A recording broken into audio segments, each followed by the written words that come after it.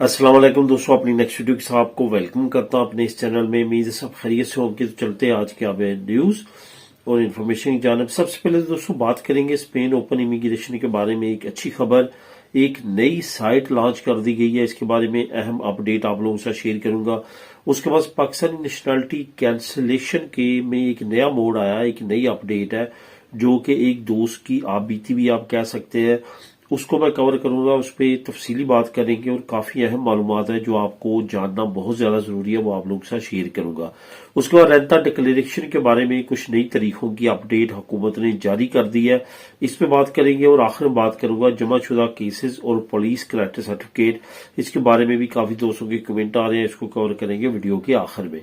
तो दोस्तों वीडियो की डिटेल्स की तरफ जाने से पहले आपको बताता चलूं कि कौन कौन से लिंक आपको नीचे डिस्क्रिप्शन में मिल जाएंगे जिनको आप क्लिक करके खुद भी रीड कर सकेंगे। एक तो आपको स्पेन ओपन इमिग्रेशन का जो बारे अच्छी न्यूज है, जो नई साइट लॉन्च की गई है, इसका लिंक नंबर 1 आपको नीचे मिल जाएगा, जिसको आप क्लिक करके खुद भी रीड कर सकते हैं। दूसरा जो है वो रेंता डिक्लेरेशन के बारे में जो नई तरीकों की अनाउंसमेंट हुई है, उसका लिंक नंबर 2 आपको मिल जाएगा। जो दोनों लिंक्स को आप खुद भी क्लिक करके रीड कर सकते हैं। तमाम दोस्तों से गुजारिश है लाजमी तौर पर चैनल को सब्सक्राइब करें ताकि मजीद ऐसी आने वाली वीडियोस आप तक बार वक्त पहुंच सके। तो दोस्तों बात करते हैं कि स्पेन ओपन इमिग्रेशन के बारे में कौन सी अच्छी खबर है जिसके आप जो इमिग्रेशन अप्लाई करना चाहते हैं, ओपन इमिग्रेशन में पार्टिसिपेट करना चाहते हैं, उनके लिए ये बहुत ही अहम खबर है। इसका लिंक नंबर नीचे मैं 1 लेके आया हूं, वहां पे जाके आप उसके बारे में तमाम डिटेल पढ़ सकते हैं, साइट सारी चीजें। असल में एक बहुत ज्यादा जरूरी था क्योंकि आपको पता है कि ये जो इमिग्रेशन ओपन हो रही है, ये आपने ऑनलाइन ही अपने डॉक्यूमेंट इसमें सबमिट करवाने हैं। इसमें एक चीज आपको बहुत जरूरी है जो बताता चलूं कि वो लोग इसमें अप्लाई कीजिएगा जिनके पास 5 महीने के प्रूफ है 31 दिसंबर 2025 से पहले पहले के। वो लोग कतन इसमें अप्लाई ना कीजिएगा जिनके पास प्रूफ नहीं होंगे। ये हुकूमत ने जो है वो डिक्लेरेशन भी जारी किया है कि वो लोग बिल्कुल भी अप्लाई ना करें, जो एलिजिबल है वो ही अप्लाई करें। उसकी रीजन भी ये बनती है क्योंकि इस तरह से जो इतना बड़ा रश होगा उसमें उनका टाइम जाया होगा।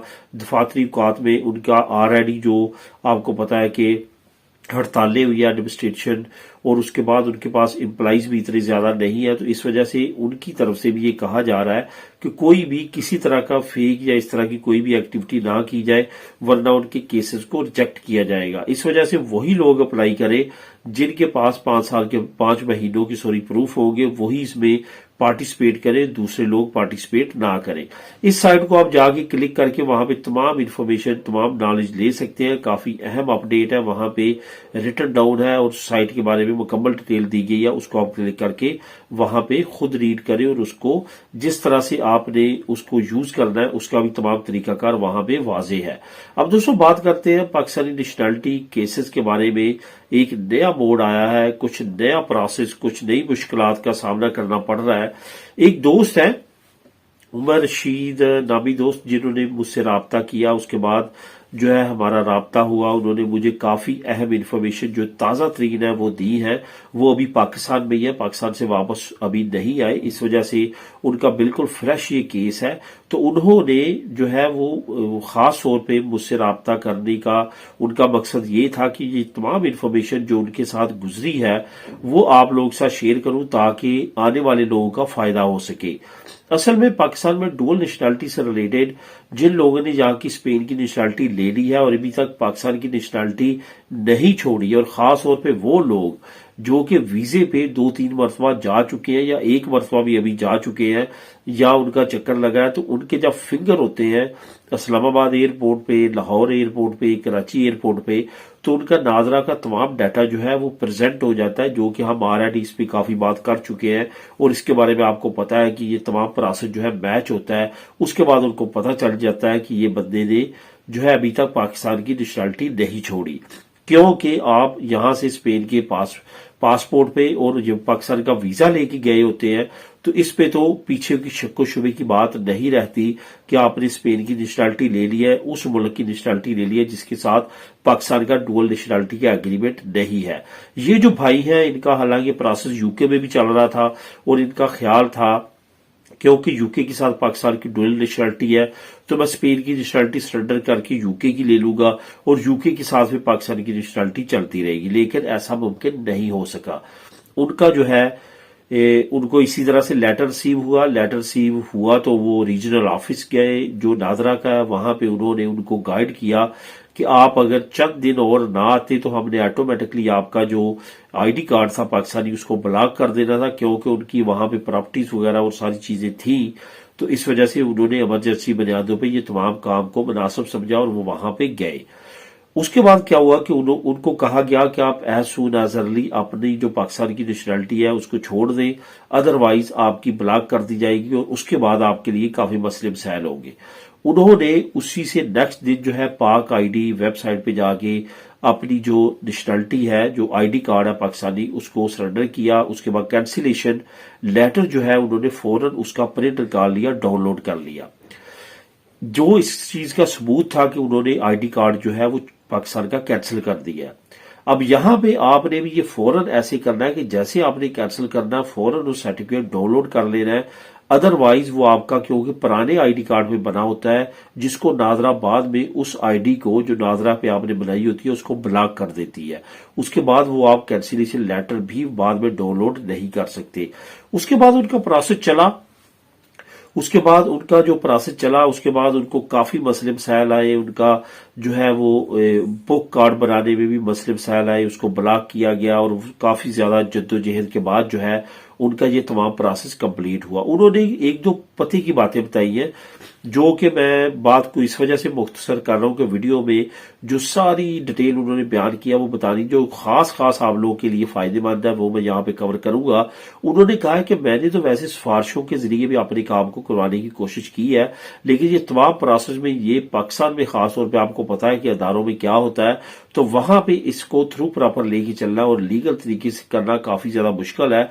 इसका उन्होंने बेहतरीन हल ये बताया कि जो प्राइम मिनिस्टर सिटीजन पोर्टल है वहां पे जाके आप अपनी अगर कंप्लेन करते हैं एज अ ओवरसीज पाकिस्तानी, तो वहां पे आपको काफी ज्यादा जो है वो गर्मजोशी के साथ आपके रिस्पोंड का, आपके क्वेश्चंस का, आपके क्लेम का रिस्पोंड किया जाता है। इस वजह से वहां पे उन्होंने कहा कि आपको चाहिए कि अपनी तमाम इंफॉर्मेशन वहां पे शेयर करें।